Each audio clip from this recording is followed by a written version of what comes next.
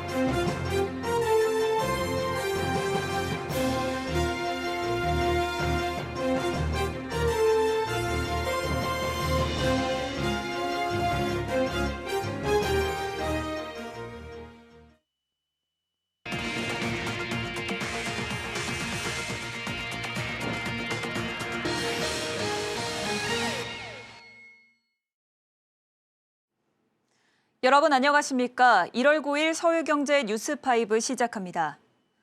현대자동차그룹이 올해 대규모 국내 투자에 나섭니다. 24조 3천억 원으로 역대 최대 규모가 될 전망인데요. 대내외적으로 불확실성이 커지는 상황에서 안정적인 국내 투자를 지속해 미래 성장 동력을 확보하겠다는 목표입니다. 이수빈 기자입니다. 현대차그룹이 그룹 혁신업인 한국을 중심으로 미래 경쟁력을 강화하기 위해 올해 역대 최대 규모 국내 투자를 단행합니다. 투자 규모는 24조 3천억 원.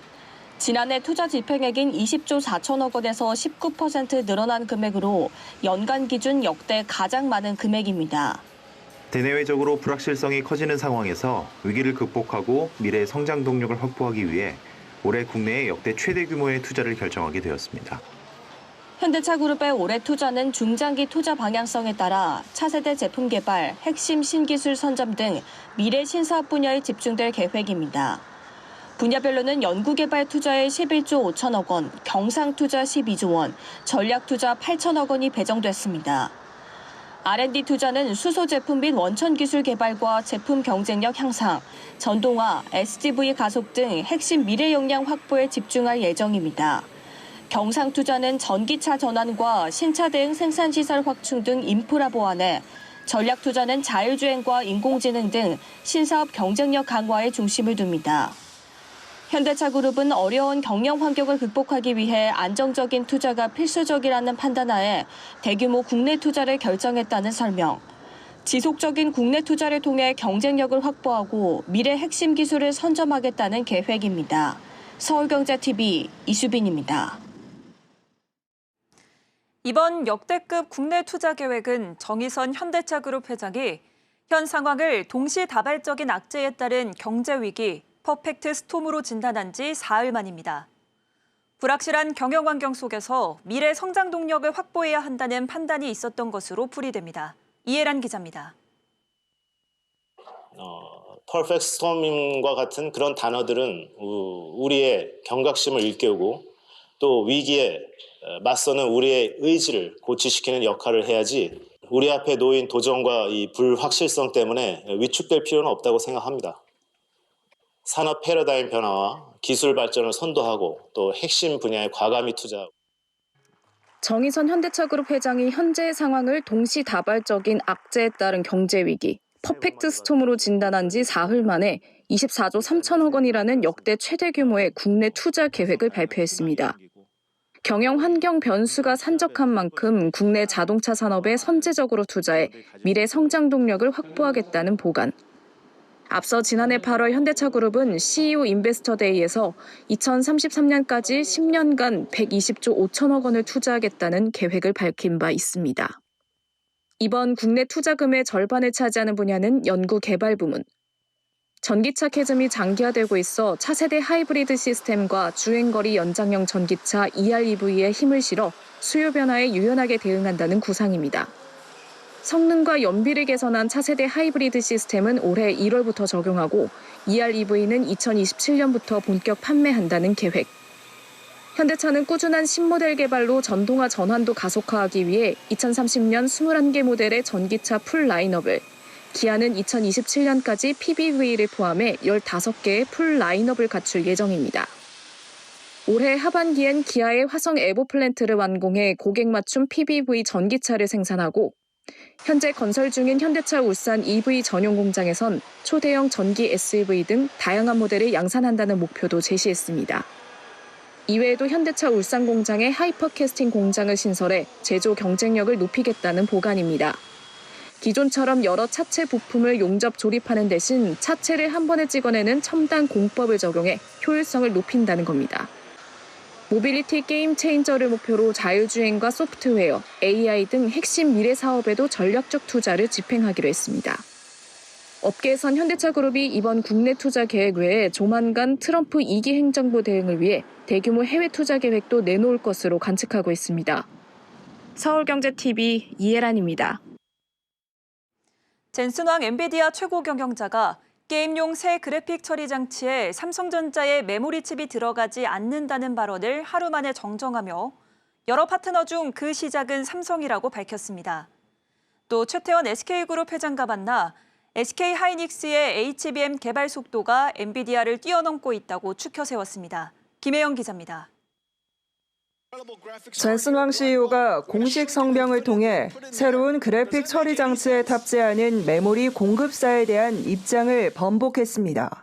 전날 삼성전자의 메모리 칩이 들어가지 않는다고 했던 기존 발언을 정정한 겁니다.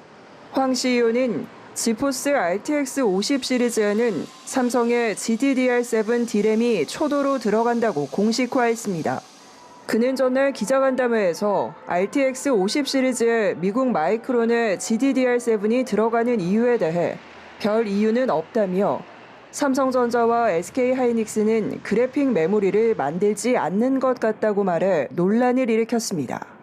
한편 황 CEO는 CES 2025 현장에서 9개월 만에 최태원 SK그룹 회장을 만나 HBM과 피지컬 AI에 관한 논의를 나눴습니다.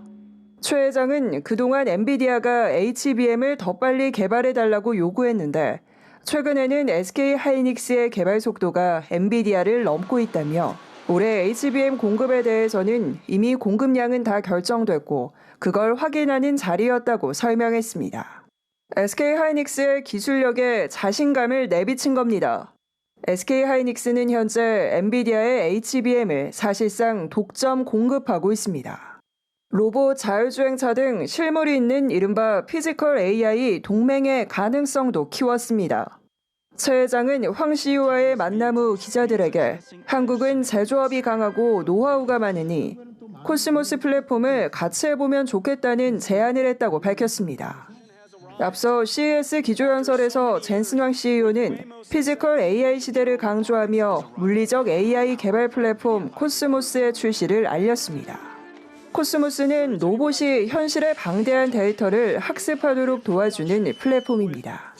서울경제TV 김혜영입니다.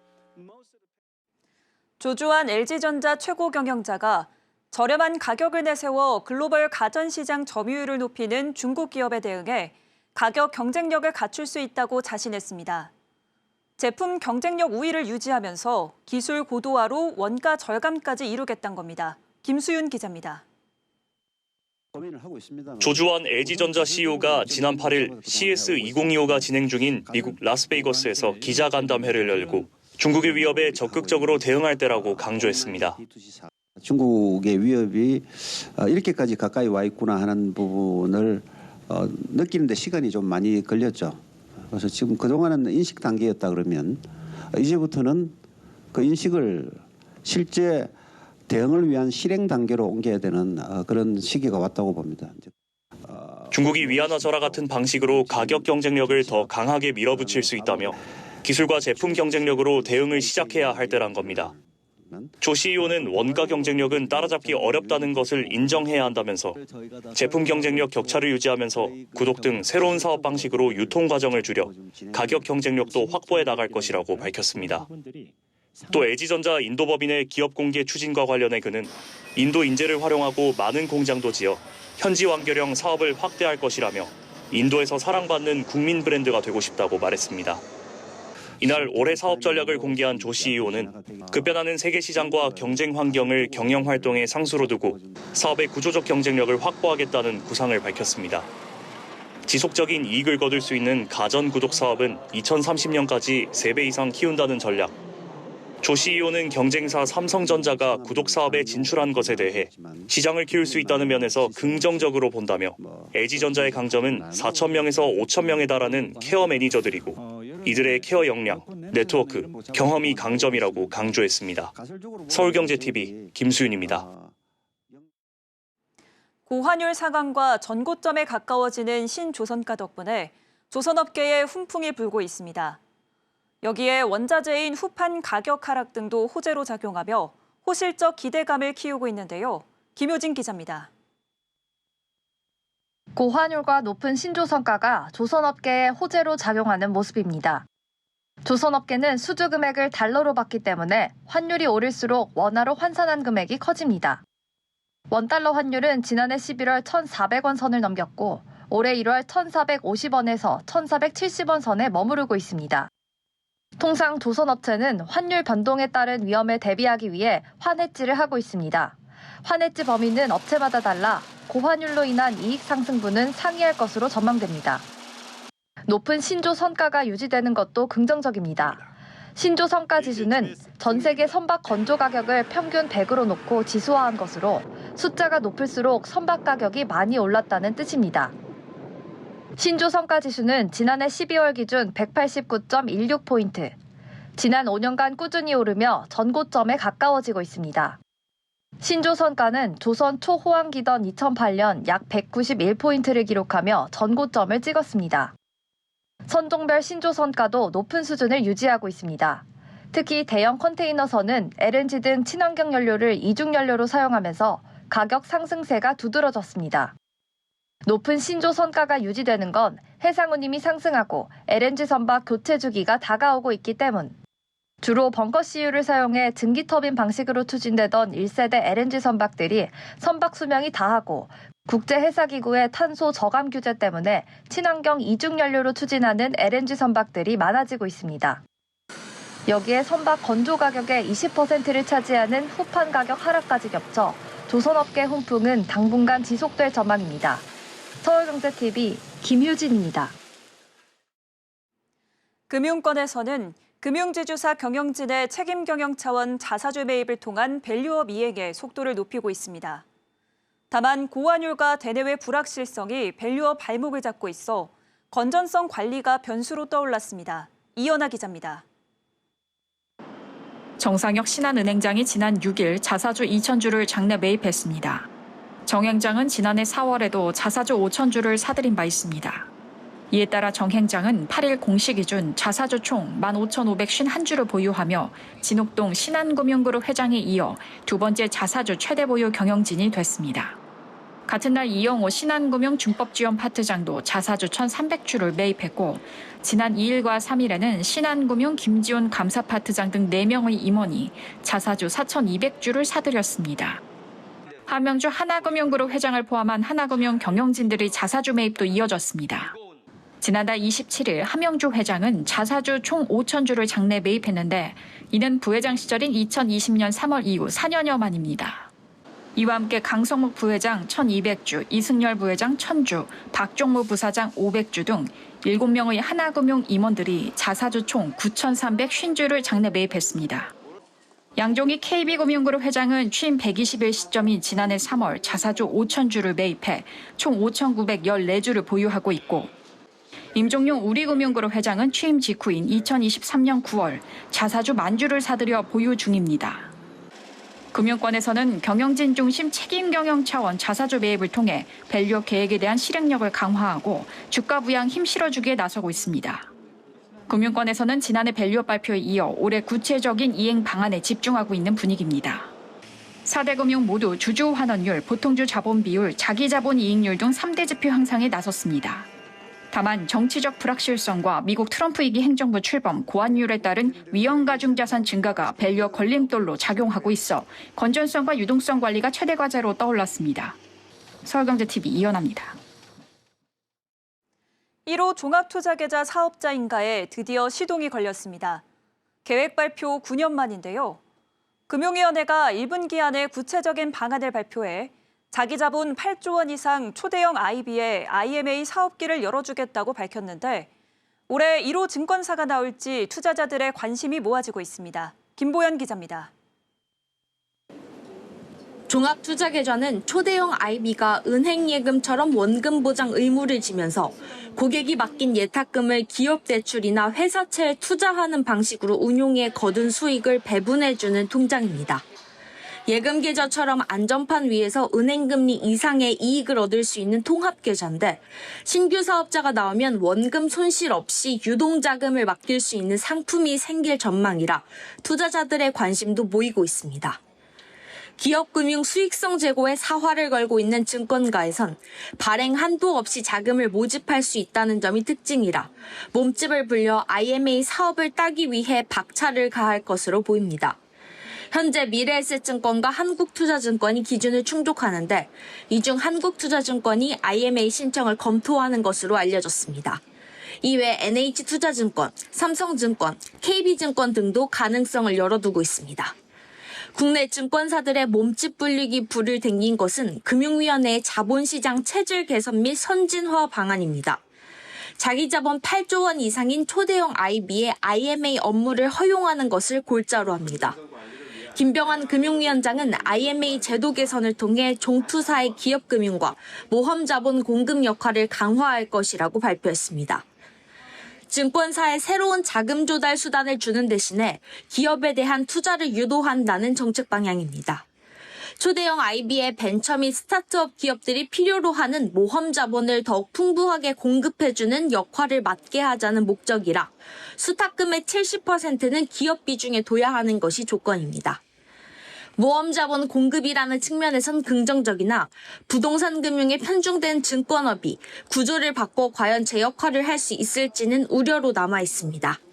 아울러 투자 대상 기업 규모를 어디까지 할 것인지와 예치금 보호 장치에 대한 가이드라인은 아직 마련되지 않은 상황입니다. 서울경제TV 김보연입니다. LG CNS가 IPO를 발판으로 인공지능과 클라우드 등 디지털 전환 기술 역량을 강화하고 글로벌 사업을 본격화해 글로벌 DX 시장을 선도하는 퍼스트 무버가 되겠다는 포부를 밝혔습니다. 오늘 서울 여의도 콘레드 호텔에서 IPO 기자 간담회를 열고 중장기 성장 전략을 공개했는데요. 진민현 기자입니다. 현신균 LG CNS 최고 경영자가 IPO를 발판으로 글로벌 DX 시장에서 AI와 클라우드 등 디지털 전환 역량을 강화하고 글로벌 사업을 본격화해 퍼스트 무버가 되겠다고 강조했습니다. LG CNS는 LG그룹의 시스템 통합 계열사로 지난해 12월 증권 신고서를 제출한 뒤 유가 증권시장 상장을 추진 중입니다. 기관 수요 예측은 이날부터 오는 15일까지, 일반 청약은 21일에서 20일 양일간 진행될 예정입니다. 총 1,937만 7,190주를 공모하는데 주당 희망 공모가액은 5만 3,700원에서 6만 1,900원입니다. 공모 규모는 1조 405억에서 1조 1,994억 원, 상장 후 시가총액은 최대 약 6조 원에 이를 전망입니다. 현 대표는 LG CNS가 국내 대표 DX 전문 기업으로서 AI 클라우드 스마트 팩토리 및 전통 IT 서비스 영역 등에서 독보적인 역량을 바탕으로 시장을 선도하고 있다고 강조했습니다. 그는 이번 IPO 상장은 LG CNS가 글로벌 무대에서 한 단계 도약하는 전환점이 될 것이라며 성공적인 상장이 국내 증시에도 긍정적인 모멘텀을 제공할 수 있길 기대한다고 말했습니다. LG CNS는 상장을 통해 최대 6천억 원의 투자 재원을 마련해 DX 기술 연구 개발 등 미래 성장 동력을 위한 집중 투자에 나선다는 계획입니다. 특히 핵심 성장 동력으로 자리 잡은 AI 클라우드 분야에서 AX를 선도한다는 전략. 한편 LG CNS 상장 대표 주관사는 KB증권, 뱅크 오브 아메리카, 모건 스탠리 등 3곳입니다. 공동주관사는 미래에셋증권과 대신증권, 신한투자증권, JP모건 등 4곳입니다.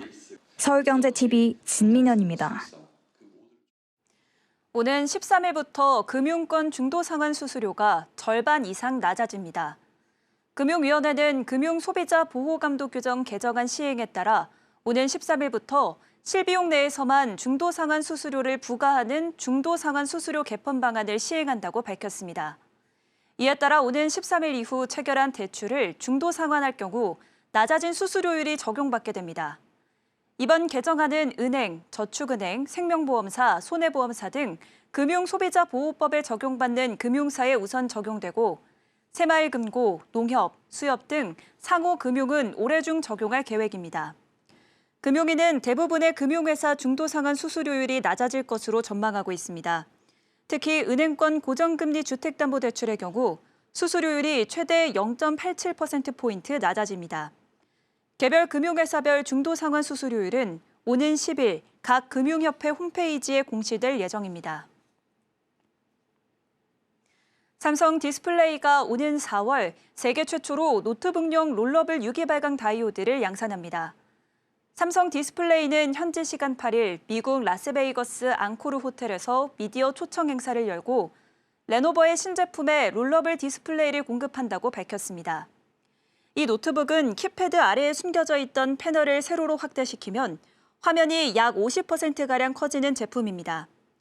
롤인 상태에서는 5:4 화면비, 14형 크기의 일반 노트북처럼 활용하다가 롤아웃 상태에서는 8:9 화면비, 16.7형 대화면으로 즐길 수 있습니다.